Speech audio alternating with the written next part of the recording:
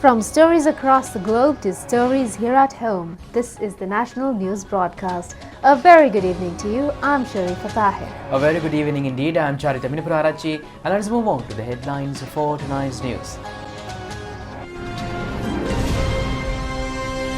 The airport flight line at ChannelEye International Airport declares open. United Nations to work closely with Sri Lanka. Government analyst confirms that the gas tanks have not exploded inside the restaurant in Colombo. The arrested Urban Council chairman over the Kenya incident has been remanded. Minister Dallas says laws will be amended to rebuild loss-making state media institutions. On to those and other stories in detail now, and starting off with local stories. The new airport flight line initiated under the Bandaranaike International Airport Expansion Project was declared open under the patronage of Prime Minister Mahinda Rajapaksa today. This is the country's second largest development project.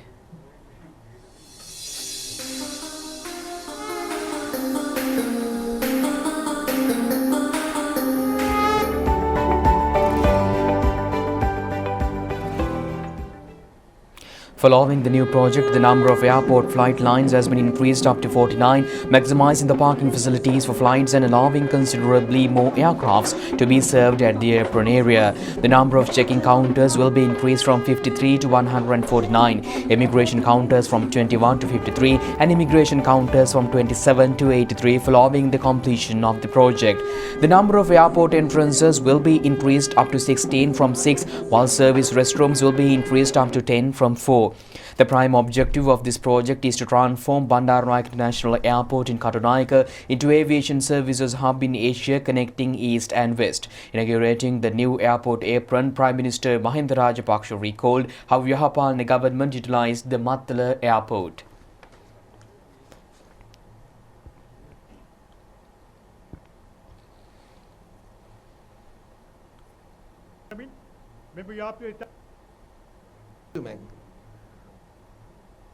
Prime Minister of the Democratic Social Prime Minister Mahinda Rajapaksa said that this development plan was drafted considering 20 years ahead in future. He said that the Yahapalana government failed to continue with these projects as expected. He added that the project which was vested with the public today was also delayed by the Yahapalana government. The Prime Minister also said that the Yahapalana government took measures to change the shape of the roof of this building from a lotus to the shape of a leaf.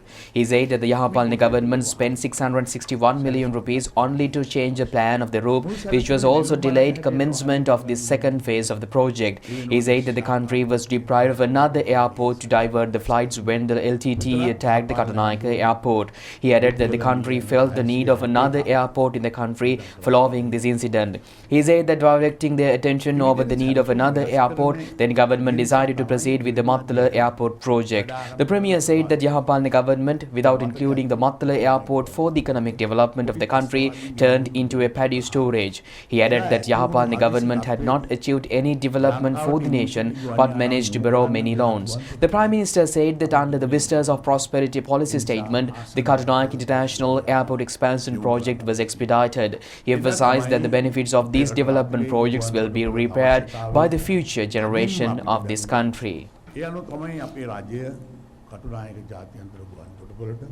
Minister Prasanna Ranatunga and Minister Namal Rajapaksa and State Ministers D.V. Chanaka were also present at this ceremony.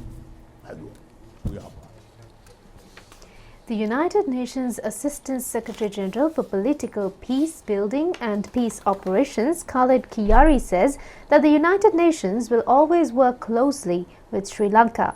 UN Assistant Secretary General Kiyari made these remarks when he met with President Gotabaya Rajapaksa at the Presidential Secretariat today.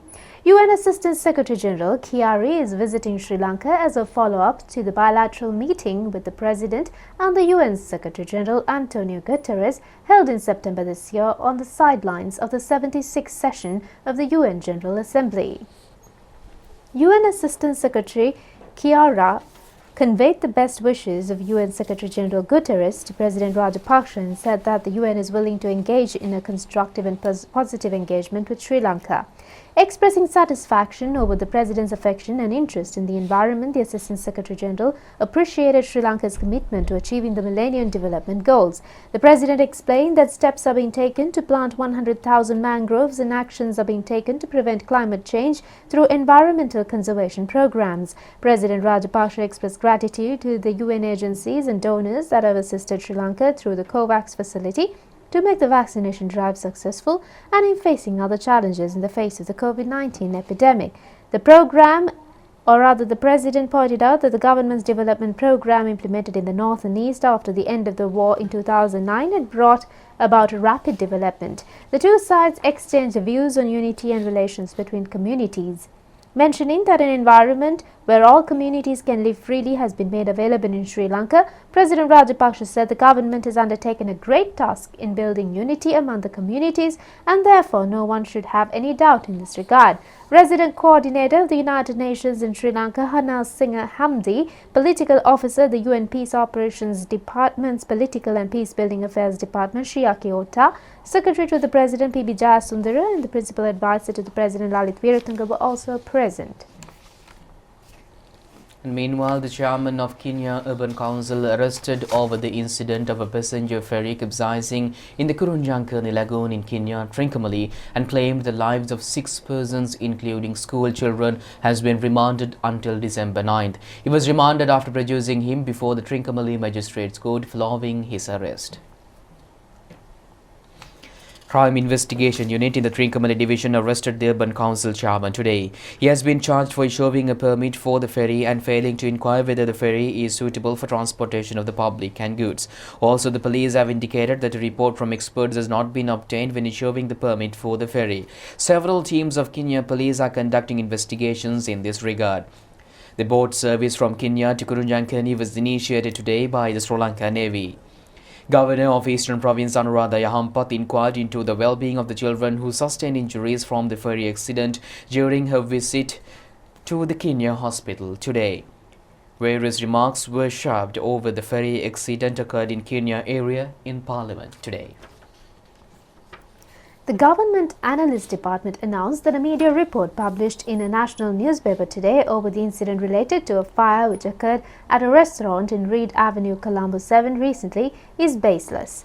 A media report was published in an English newspaper today, citing that the government analyst report has confirmed that the gas explosion, which is the cause for the fire, occurred at the restaurant, has been due to a change in the gas composition. Responding to this claim, the government analyst said that no such indication has been made in the report issued on the 23rd of November. The statement issued by the government analyst has indicated that the fire has occurred following a leakage of liquid petroleum gas and a spark emitted from an electronic appliance, which had triggered an explosion in the surrounding atmosphere.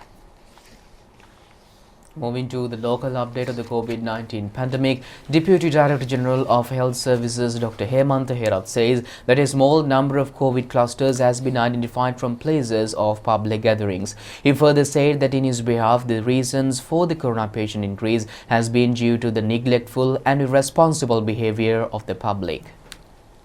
Questions have been raised about the possibility of locking down the country in the coming days.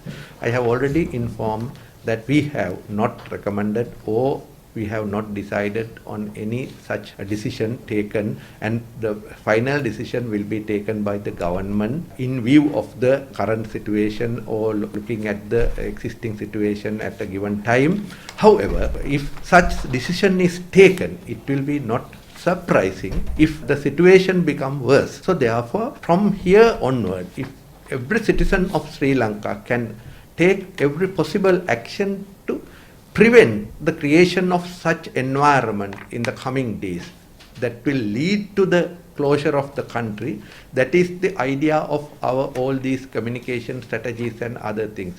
We need to get together and make sure that the environment is not conducive to the spread of the disease, and thereby we can enjoy the festive season. About the handling or management of students coming with symptoms at schools, the Director General of Health Services has already issued very clear instructions as to how the children who are coming or who are detected at schools with symptoms similar to COVID-19 or other type of respiratory illness, and these guidelines very clearly says how to handle these patients. So therefore it is important not to overreact and close the schools or classes unnecessarily. If any doubt or any unclear area, it is very important to contact the medical officer of health of the area or the public health inspector and get clear instructions as to what should be done, so that with minimal interference to the school activities, we should be able to manage these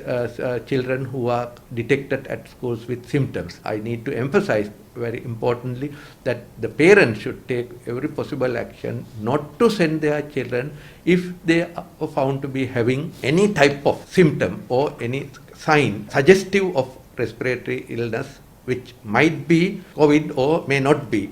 But on the other hand, especially fever should be taken very seriously, because the dengue also prevalent during these days, and therefore neglecting that will create more and more problems. A total of 529 COVID-19 infected persons have been identified from the country today. The number of active cases is at 17,502 at present. Meanwhile, 471 recoveries have been reported in the country today, increasing the overall tally to 528,400. The Director General of Health Services has confirmed 27 COVID-19 related deaths which had occurred yesterday. A total of 30,039,426 vaccine doses have been inoculated to the public in the country under the COVID-19 immunization program. 15,918,179 persons have received the first dose of the vaccine, while 13,723,234 persons have received both doses thus far. Meanwhile, 398,013 have been inoculated with the booster vaccine. The vaccination of the booster dose for those who are above the age of 60 and those who are above the age of 20 with less immunity is currently underway successfully. Another vaccination program was organized at the Vihara Mahadevi Park today. Mahasangha at historic Asgiri Mahavihara and Malwatha Mahavihara received the booster vaccine today. The inoculation of the Mahasangha at both Asgiri and Malwatha Pirivana staff and police officers were conducted by the Kandy National Hospital staff.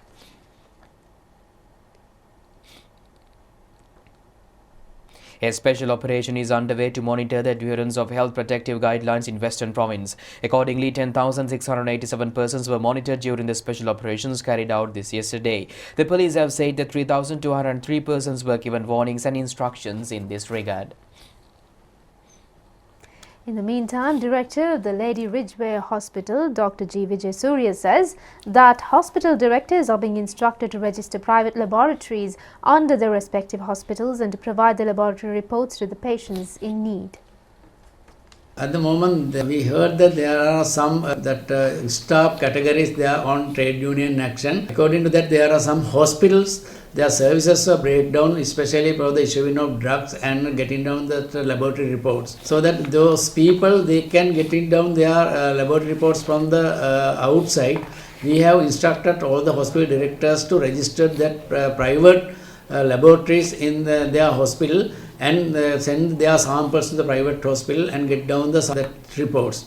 In the same time, in the private pharmacies, the private pharmacies mean government SPC outlets. They can get down their medicine from the SPC outlets that without paying the money, that all the bills payments were made by the Ministry of Health. Minister Dallas Alahaperama says the existing laws will be amended in the future in an effort to uplift the loss-earning state media institutions. He made these remarks while taking part in the budget debate held in Parliament today. Also, television's digitalization project is expected to be completed within the next 4 years. The expenditure heads of the Ministries of Foreign Relations and Mass Media were taken up for debate today. Minister Dallas Alahaperama said that the biggest victory claimed by this government is to obtain the approval of the Cabinet of Ministers to establish the Institute of Chartered Journalists of Sri Lanka. He said that the first initiative under the project is expected to be commenced in May next year. The minister also said that the Cabinet of Ministers has granted approval to establish a media training school as well. He added that measures have already been taken to establish media circles in schools and university levels. He further said that the Cabinet of Ministers has also granted approval approval to update the acts and ordinances to maintain media institutions as self-sufficient institutions without burdening the Treasury. The minister also said that the permission has been obtained from the Treasury to initiate the television digitalization project implemented with the assistance from Japanese government and expected to be completed in 4 years. He assured that as the subject minister, he will ensure the productive use of a right to information. And meanwhile, the turbulent condition prevailed in the lower atmosphere in southwest Bay of Bengal has transformed into a low-pressure condition at present. The Met Department has said that heavy showers above 100 mm will occur in several places in north, north-central, northwestern, western, Sabaragamuwa and central provinces. Several low-lying areas in Vavuniya district have been inundated due to the prevailing heavy shower condition following overflowing of the Kalukunna-Madhur tank. The Kalukunna-Madhur junction area have been inundated, causing disturbances to vehicular movement along Jaffna-Kandy highway. Many tanks in Vavuniya districts are also overflowing at present. The central highlands including Valimada Plateau are experiencing heavy showers for over 2 days. Reports have indicated that the earth mounds have collapsed in several areas along the Uvaparanagama-Udupusalav road in Valimada. Heavy showers occurred in the areas surrounding Labugama and Kalutuawa reservoirs last evening. Many low-lying areas in houses in several areas were inundated due to the overflowing of the Wakoya. Several houses have been damaged due to the collapse of earth mounds. The flooding situation in several areas including Waga North, Pallevasala and Mavalagama has caused disturbances to vehicular movement in many roads. The sluice gates of Dadru-Oya have been opened by 5 feet due to the prevailing heavy showers. Kurnagal District Secretary R.M.R. Ratnayaka has cautioned residents to risk areas in Bingiriya, Rasnayakapura, Nikavarati and Kobegani Divisional Secretariat to evacuate urgently from these areas. The Anuradhapura Road via Patha near Kurnagal has been inundated. Reports have indicated that the area near Nikavarati Bridge along Putlam-Nikavarati Road is in the verge of being inundated. A request has been made to use alternative routes instead of these inundated routes. 12 out of 30 sluice gates at the Rajankoni Reservoir has been opened due to prevailing heavy showers. 2 sluice gates of Angamu Reservoir in Tamuttegama have been opened. The engineer in charge of the reservoir has cautioned the public residing in the surrounding low-lying areas accordingly. Prime Minister Mahinda Rajapaksa emphasizes that the university education of the children should not be delayed. The Prime Minister made these remarks during a meeting held with the representatives of Government Medical Officers Association at the Temple Trees yesterday. The Government Medical Officers Association directed a special attention on several proposals, including the completion of the medical degree before the age of 22 years and the completion of other basic degree programs before the age of 20 years during the meeting had with the Prime Minister. It was informed that conducting of examinations and admission to universities without any delays are currently underway as instructed by the Ministry of Higher Education. On behalf of the Government Medical Officers Association, Dr. Anuradhapadinya made a request to the Prime Minister to reimpose the tax policy prevailed during Prime Minister's presidential tenure in charging income tax from professionals, including doctors. He pointed out that the income tax charges, which was at 12%, were increased to 24% by the Yahapalana government, and the taxation has been carried out considering professionals in the same level as the businessmen. Prime Minister instructed officials to organize a meeting with relevant stakeholders to take necessary measures to resolve these issues. The Government Medical Officers Association requested the Prime Minister to resolve the issues pertaining to sector employees following the recommendations of the Salaries Commission based on the National Salaries Policy formulated jointly by the Ministry of Finance and Ministry of Public Administration. Minister Kehelia Ramukwala, State Minister Lohan Ratwata were present at the meeting. And meanwhile, steps will be taken to develop all the roads in a timely manner as promised by President Gotabaya Rajapaksa to the people from the Vistas of Prosperity and Splendor policy statement, Highways Ministry Secretary R.W.R. Premasiri said. The Highways Ministry Secretary expressed these views while speaking at the news briefing held at the Presidential Media Centre this morning under the theme Latest Information on the Road Network in Sri Lanka. He also said that all by-roads and access roads in the country would be developed and connected to the main road network expeditiously. President's media spokesman Kingsley Ratnayaka moderated the briefing, which was attended by journalists representing all electronic and print media via video conferencing technology. The secretary said that 41-kilometer stretch of the Central Expressway from Mirigama to Kurunegala will be open to the public soon, and this was a great victory achieved by the absolute dedication to the face of the COVID-19 pandemic. He also said that the development work of the Central Expressway will be completed by the year 2024. Highways Ministry Secretary Pemisari said that the procurement process for the road development is being carried out in accordance with international standards and in accordance with the technical specifications prescribed by the Construction Industry Development Authority for the assurance of international standards in construction as well. All major roads junctions that cause traffic congestions in Colombo city will be widened, and a traffic light signal system with latest technology will be installed. The secretary also said that plans afoot to introduce alternative routes such as flyovers to alternative traffic congestion in areas where there are physical obstacles, and the alternative roads would be constructed in major cities. Plans are afoot to develop the Colombo-Putlo main road, and also steps have been taken to prevent the impact of rainwater on the Chilao city and the road section. The Road Development Authority has taken steps to liaise the relevant agencies and discuss the plans to could be implemented in minimizing the damage done to complete roads when implementing water, electricity and telecom development projects. Accordingly, an area of 2 meters will be allocated on each side of the road for the use in development projects implemented by other institutions, and said the Director General of the Road Development Authority, Sarda Virakun.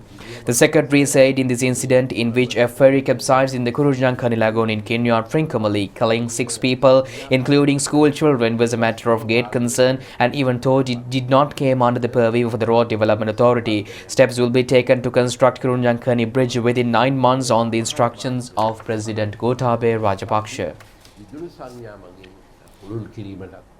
Sri Lanka Air Force has taken steps to implement a plan to monitor the vehicular traffic in Colombo city using helicopter and drones. The number of vehicles entering Colombo city has increased following the easing of travel restrictions. It was observed that a vehicular traffic can be seen during peak hours. The objective of this plan is to observe the vehicular movement from air and provide necessary solutions. The relevant program was jointly initiated with Sri Lanka Police. Accordingly, Nelumpokana Junction, Rajagiriya Ayurvedic Roundabout, Diatoyana area, Panchikavatta, New Caledonia Bridge area and the surrounding area of the Parliament were observed.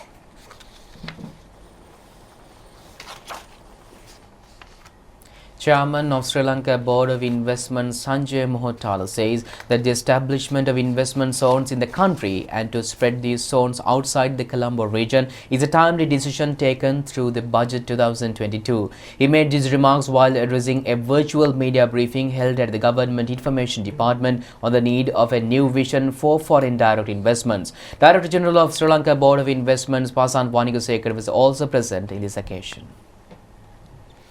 Chairman of Sri Lanka Board of Investment Sanjay Mohotala said that the BOI has approved investments worth $2.3 billion when considering the year 2020. He said that $1.4 billion worth investments were established subsequently. However, he said that the country was in lockdown for a period of 4 to 5 months. He added that the situation led to failure in establishing at least a factory even though investments were already in process. However, he said that the country was able to bring in close to $700 million worth foreign direct investments to the country.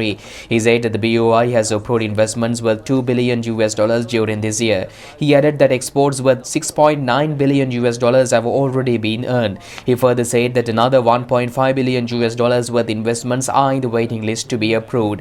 He further added that he has only mentioned the exports earning made through BOI institutions. And with that, we conclude tonight's news. Do it just tomorrow at the very same time. Stay safe. Goodbye. Good night.